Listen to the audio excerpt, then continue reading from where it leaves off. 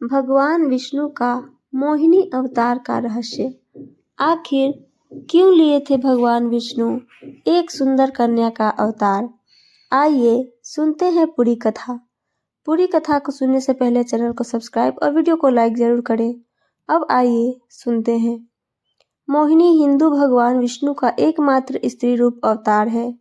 इसमें उन्हें ऐसे स्त्री रूप में दिखाया गया है जो सभी को मोहित कर ले। उनके प्रेम में वशीभूत होकर कोई भी सब भूल जाता है, चाहे वह भगवान शिव ही क्यों न हो। परंतु शिव तो सर्वव्यापी हैं, माया को पहचानते हैं, अतः वो भी माया के साथ खेल में सम्मिलित हो गए, जिससे दैत्यों को कोई शंका ना हो।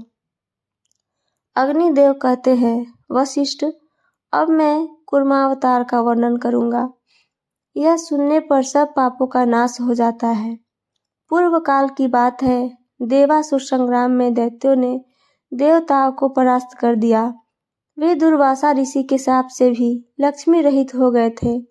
तब संपूर्ण देवता क्षीर सागर में शयन करने वाले भगवान विष्णु के पास जाकर बोले, भगवान, आप देवताओं की रक्षा कीजिए।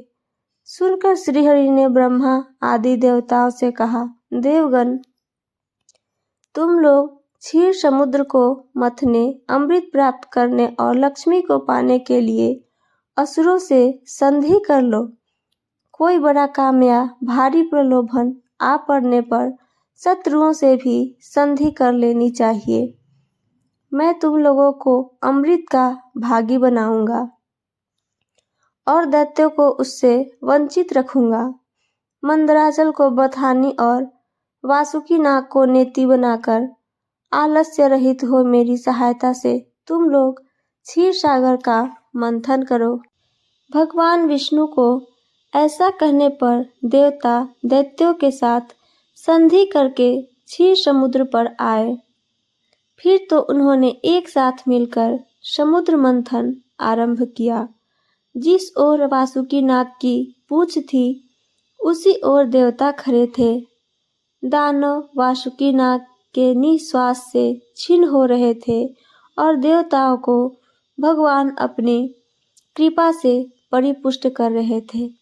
समुद्र मंथन आरंभ होने पर कोई आधार न मिलने से मंदराचल पर्वत समुद्र में डूब गया। तब भगवान विष्णु ने कूर्म यानी कछुए का रूप धारण करके मंदराचल को अपनी पीठ पर रख लिया। फिर जब समुद्र मंथन जाने लगा तो उसके भीतर से हलाहल विष प्रकट हुआ। उसे भगवान शंकर ने अपने कंठ में धारण कर लिया। इससे कंठ में काला दाना पड़ जाने से वे नीलकंठ नाम से प्रसिद्ध हुए।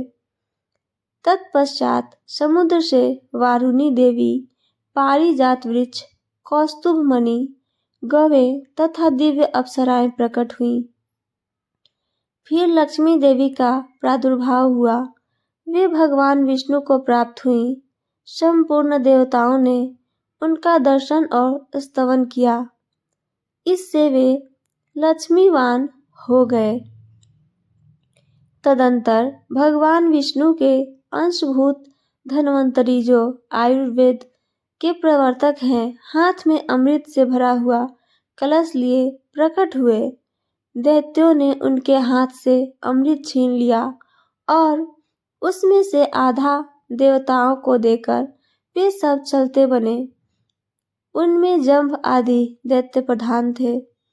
उन्हें जाते देख भगवान विष्णु ने स्त्री रूप धारण किया।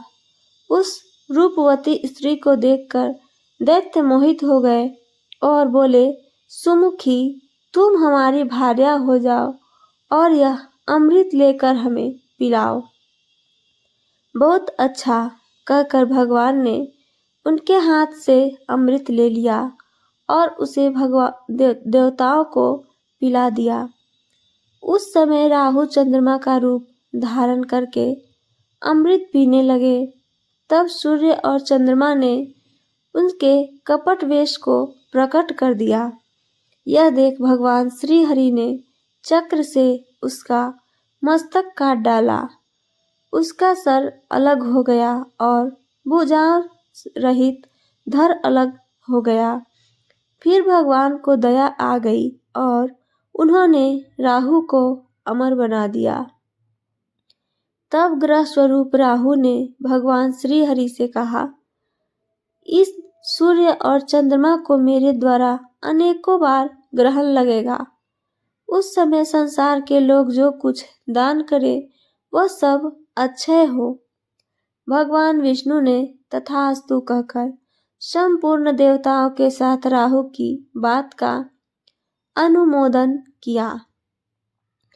इसके बाद भगवान ने स्त्री रूप त्याग दिया, किंतु महादेव जी को भगवान के उस रूप का पुनर्दर्शन करने की इच्छा हुई, अतः उन्होंने अनुरोध किया, भगवान आप अपने स्त्री रूप का मुझे एक बार फिर से दर्शन दें। महादेव जी की प्रार्थना से भगवान श्री हरि ने उन्हें अपने स्त्री रूप का दर्शन कराया। वे भगवान की माया से मोहित हो गए। पार्वती जी को त्याग कर उस स्त्री के पीछे लग गए। उन्होंने उन्मत्त होकर मोहिनी के केस पकड़ लिए। मोहिनी अपने केसों को छुड़ाकर वहां से चल दी। उसे जाते देख महादेव जी भी उसके पीछे पीछे दौड़ने लगे। उस समय पृथ्वी पर जहां जहां भगवान शंकर गए वहां वहां शिवलिंगों का क्षेत्र एवं सुवर्ण की खानें हो गई। तत्पश्चात यह माया है, ऐसा जानकर भगवान शंकर अपने स्वरूप में स्थिर हुए। तब भगवान श्री हरि ने प्रकट होकर शिव जी से कहा, रुद्र तुमने मेरी माया को जीत लिया है। पृथ्वी पर तुम्हारे अतिरिक्त दूसरा कोई ऐसा पुरुष नहीं है जो मेरी इस माया को जीत सके। भगवान के प्रयत्न से दैत्यों को अमृत नहीं मिलने पाया, अतः देवताओं ने उन्हें युद्ध में मार गिराया। फिर देवता स्वर्ग में विराजमान हुए और दैत्य लोग पाताल में रहने लगे। जो मनुष्य देवताओं की इस विजय गाथा का पाठ करता है वह स्वर्ग लोक में जाता है। जय श्री कृष्ण। मेरी कहानी आप सबको पसंद आई हो तो चैनल को सब्सक्राइब और वीडियो को लाइक, साथ साथ अपना कमेंट करना ना भूलें। सुनने के लिए धन्यवाद दोस्तों।